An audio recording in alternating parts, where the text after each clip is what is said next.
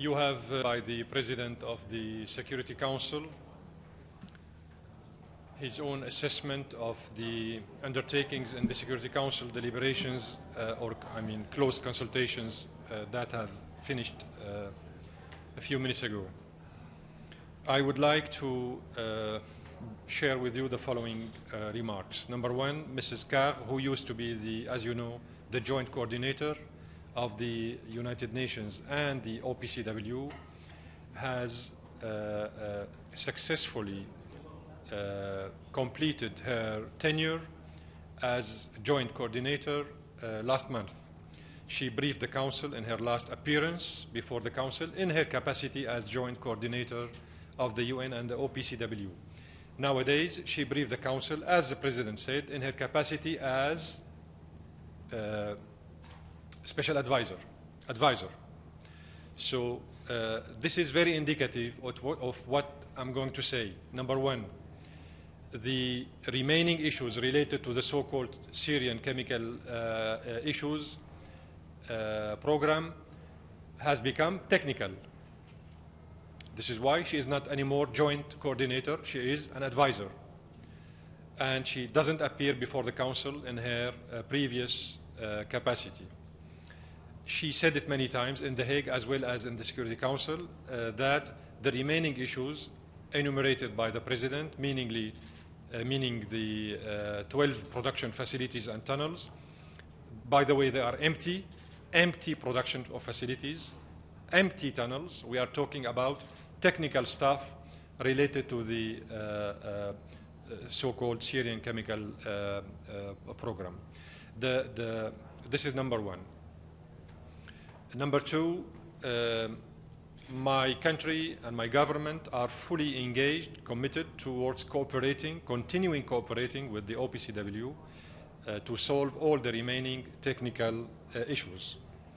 The Syrian government, as you know, informed the United Nations Secretariat in a letter forwarded on the 8th of December 2012 about, and I quote, the situation of the armed terrorist groups to use chemical weapons against the Syrian people, especially after those groups took control over a factory for manufacturing toxic chlorine material in the eastern part of the city of Aleppo. We drew the kind attention of the Secretary General as well as the members of the Security Council at that time, almost 2 years ago, that 200 tons of this dangerous material was stolen from a factory in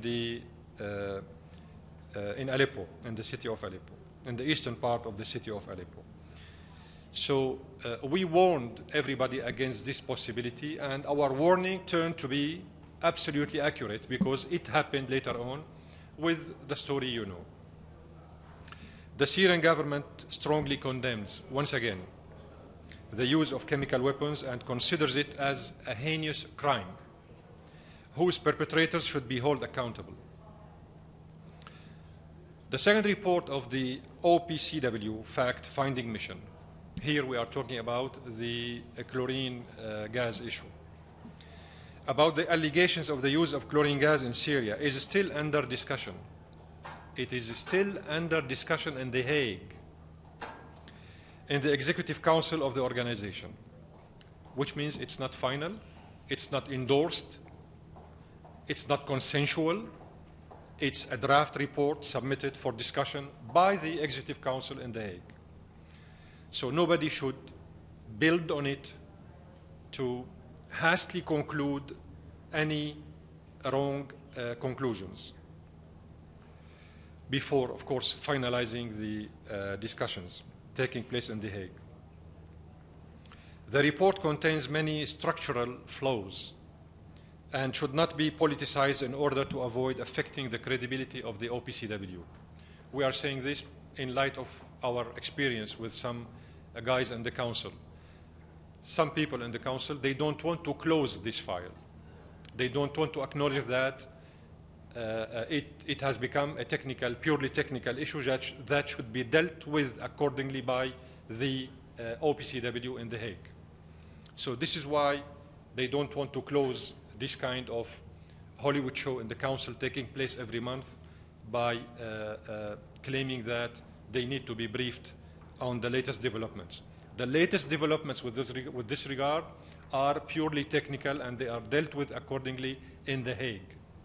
It's not a political matter anymore after Syria joined the OPCW. We have become a full-fledged member state in the OPCW, as you know. And not only that, we are cooperating. We cooperated with Mrs. Sigrid Kaag, and we are still cooperating with the fact-finding mission, and we will cooperate with anything related to our commitments and obligations vis-à-vis the CWC. There is no chemical weapons program in Syria anymore. This file is closed forever for us. The remaining technical issues are up to the Syrian government to handle them in full cooperation and coordination with this OPCW.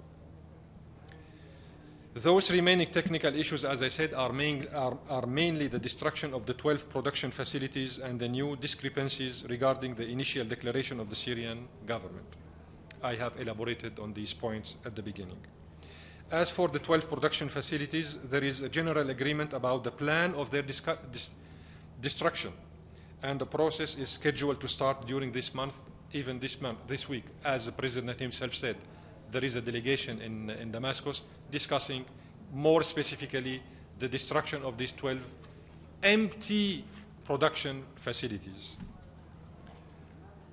Regarding the few discrepancies, the Syrian government welcomed the visit of the technical teams of the OPCW, and the constructive cooperation and coordination is going on.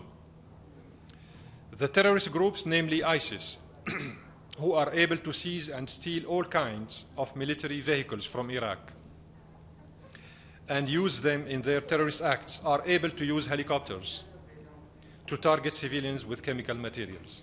Those who were able to steal American weaponry in Mosul, including Humphrey armored vehicles, they are also able to steal helicopters. So when somebody says that maybe helicopters were used to attack, to launch the chlorine gas attack, we all know that ISIS stole American weaponry from Mosul, including maybe helicopters. Who knows? The member states who are quick to accuse wrongfully the Syrian government did not even initiate the call to investigate the use of chemical weapons by a terrorist group. Those member states are in violation of Security Council Resolution 1540 of 2004. The most recent use of chemical weapons by ISIS was against the Syrian town of Ain al-Arab. ISIS targeted the town with artillery shells filled with an incendiary chemical material that caused casualties among the citizens there. A letter was sent regarding this issue to the 1540 committee by myself on behalf of my government. Now, as a conclusion, when the American Secretary of State Department said himself that ISIS in Iraq used chlorine gas against civilians, so why not assuming that ISIS is capable also of using the chlorine gas in Syria? Why we fight ISIS in Syria, in Iraq, and we encourage and protect ISIS in Syria? I invite you all to read what was written in the article published in the New York Times today. It says, according to American well-informed official, that the American strategy is to push back ISIS from Iraq into Syria. So they want to fight them in Iraq and push them back to Syria, which means collecting all the garbage of the world, whether it is in Iraq or elsewhere, and send this garbage to Syria. This is a strategy. Otherwise, we cannot fight ISIS in Iraq, which is good, by the way. We are not against, while encouraging or protecting or whatever, extending the terms of life of ISIS in Syria. Something is wrong. There is a discrepancy that some members in the Council should be accountable for. I am in your hands. سعادة السفير، بس تلخص لنا رأيكم بما خلص إليه المجلس اليوم باللغة العربية إذا أمكن. المجلس اليوم استمع إلى إحاطة عبر الفيديو من المستشارة سيغريد كار. سيغريد كار كما تعرف لم تعد مبعوثة منسقة مشتركة لكل من الأمانة العامة وللأمم المتحدة ولمنظمة حظر الأسلحة الكيماوية. انتهت ولايتها بهذه الصفة، واليوم بدأت صفة جديدة هي صفة مستشارة. إذن هذا التغيير الهام في صفة السيدة سيغريد كار يشير إلى شيء ذو دلالة مهم، أن الموضوع السياسي انتهى. الملف ما يسمى بالأسلحة الكيميائية السورية انتهى سياسيا، وأن ما تبقى من مسائل فنية أصبح مسألة تقنية بحتة تعالج في لاهاي. هذا هو الدرس الأول الذي يمكن استقاؤه من أول إحاطة للسيدة كار بصفتها الجديدة، أي بصفتها كمستشارة. ثانيا، السيدة كار أفادت في إحاطتها كل أعضاء مجلس الأمن بأن البرنامج الكيماوي السوري انتهى، تم تدميره بالكامل. هناك مسائل فنية يعالجها وفد مختص بالتعاون مع الحكومة السورية، موجود الآن في المنطقة وسيكون في دمشق خلال أيام. هذا ما قالته السيدة كار. طبعا هناك مسألة الأنفاق والمنشآت الفارغة، بالمناسبة هي فارغة لا يوجد فيها شيء، هي عبارة عن أنفاق. هذه المسألة أيضا تقنية يتم تدارس كيف يتم تدميرها في دمشق مع المسؤولين السوريين. إذن لا يوجد هناك ملف. أولئك الذين يريدون الحفاظ على الملف مفتوحا يريدون استمرار هذا الملف مفتوحا لممارسة الضغط السياسي على الحكومة السورية. وأنا أشكرك بالمناسبة لأنك لفتت عناية رئيس مجلس الأمن إلى الغلط الذي ارتكبه عندما كان يتحدث إليكم، عندما استخدم تعبير النظام السوري بدلا من الحكومة السورية، ثم صحح نفسه بفضل وجاهة سؤالك. فحتى رئيس المجلس لم يستطع أن يضبط نفسه، وكشف بنفسه أن موقف حكومته معاد للحكومة السورية من خلال الكلمة التي استخدمها. إذن هناك خلل ليس في البرنامج ما تبقى من البرنامج السوري، وإنما هناك خلل أخلاقي لدى بعض الوفود في مجلس الأمن. لا يوجد جديد في الإحاطة التي قدمتها السيدة كار. قالت بأنه لم يعد هناك أي وجود لأي برنامج كيماوي سوري، وأن ما تبقى من قضايا فنية يعالجها وفد بالتعاون مع الحكومة السورية. ماذا بالنسبة لاستخدام الاتهامات باستخدام غاز الكلورين؟ من تتهمون بهذا المجال؟ هذه الاتهامات باطلة ولا أساس لها من الصحة لعدة أسباب.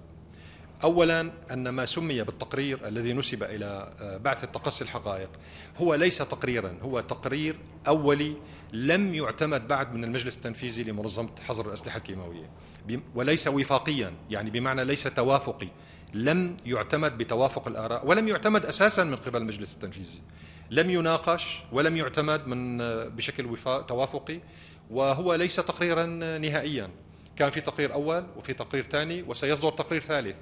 إذن هذا بروسيس، هذا مسار مستمر، وبالتالي القفز فوق التقرير لاستنتاج أشياء خطأ لاتهام الحكومة السورية هو تسييس للعمل الذي يفترض أن يكون فنيا بحتا من قبل بعث التقصي الحقائق. نحن نقول بأن هذا التقرير فني بحت، ليس نهائيا، ليس توافقيا، لم يصدر بعد، وهو هذا الأهم، لم يصدر التقرير بعد عن منظمة حظر الأسلحة في لاهاي. هذه النقطة الأولى. النقطة الثانية، عندما يقول وزير خارجية الأمريكي أن عصابات داعش قد استخدمت غاز الكلورين في العراق، طيب لماذا عصابات داعش الموجودة في سوريا وهي نفس العصابات غير قادرة على استخدام الكلورين ضد المدنيين السوريين والجيش السوري مثلا؟ يعني ما هذا التمييز الفاضح في طريقة مقاربة مسألة خطرة كمسألة استخدام غاز الكلورين ضد المدنيين. فعندما يقول وزير الخارجية الأمريكي هذا الكلام، فهذا يعني أن داعش قادرة على استخدام غاز الكلورين. من سرق السلاح الأمريكي من الموصل، سلاح الأمريكي دبابات وعربات مسلحة ومدفعية، وقادر أيضا على سرقة الهليكوبتر. يعني هل يمكن أن يؤكد لنا أحد بأن عصابات داعش لا تملك هليكوبتر أمريكي سرقته من الموصل أو من مكان آخر في العراق؟ أدعو إلى قراءة المقال الهام الذي نشر في نيويورك تايمز اليوم، والذي يشير نقلا عن مسؤول أمريكي إلى أن الاستراتيجية الأمريكية في مكافحة داعش الآن تقوم على حصر داعش في العراق ودفع ما يتبقى من داعش إلى سوريا.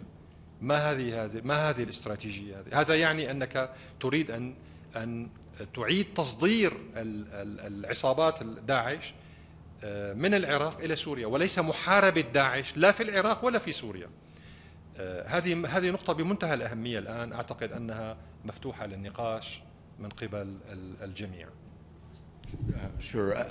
I know that authorities in Iraq have actually complained about the use of chlorine gas by ISIS. So, I mean, do you think, I guess I'm wondering nationally, do you think that OPCW or some other entity should go and to investigate that? And I also wanted to know if your government has heard anything from UN peacekeeping about the mission in the Golan Heights, UNDOF, since the last you were here, or are those communications finished? Do they intend to redeploy? What's the status of the mission there? I haven't heard anything from the DPKO. By the way, I have been waiting for hearing something from them for the last 2 years, and they didn't get back to us, in spite of hundreds of letters that we sent to them. Whether they entered into what we call the winter lethargy period or not, but this is how it is. They didn't get back to us with any answer. All what we know is that Jabhat al-Nusra is still operational in the Golan with the help of the Israelis, who are treating their wounded guys in the Israeli hospitals. This is a clear-cut violation of the Disengagement Forces Agreement of 1974. But still, Mr. Latsous seemingly is sleeping or didn't hear about that. So we didn't get any feedback from the DPKO, neither from Mr. Ban Ki-moon, nor from anybody else. All of them are busy with the Syrian file. You know, they are totally absorbed by the Syrian file. They forgot also about what's going on in Palestine and Jerusalem and the Mosque Al-Aqsa and the Israeli criminal activities in the mosque. So all these very alarming developments are seemingly unknown or unnoticed by the big guys, big shots in this organization. They are only focused on Syria. They like Syria. They are full in love. They fall in love with Syria. Yes. Thank you, Ambassador. Can you tell us a bit more about the process of destroying these remaining 12 sites? It's a technical issue that is undertaken by both Syrian experts and OPCW experts in Syria. It's not only private companies, no? It's not only private companies or It's a technical issue. If we needed private, maybe they will go for private. If not, the Syrian government and the OPCW will do it. One more. But it is a technical issue. On the coalition strikes in Syria against ISIS. In the recent Ban Ki-moon report, there were information about civilians killed because of these strikes. Do you have information about approximately how many were killed? We do have information. We do have information, and we shared it with too many people in the Secretariat as well as in the Security Council.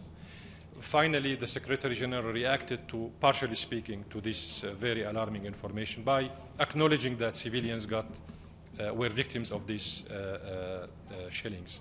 Well, we cannot but encourage him to go ahead with this kind of declaration, because indeed many civilians were victims of these aerial raids by the so-called coalition. I have no final figures, but of course, a big number, whatever, whether it is 1 civilian or 100 or 1,000, this is too much. They have no mandate whatsoever to kill civilians. Thank you so much.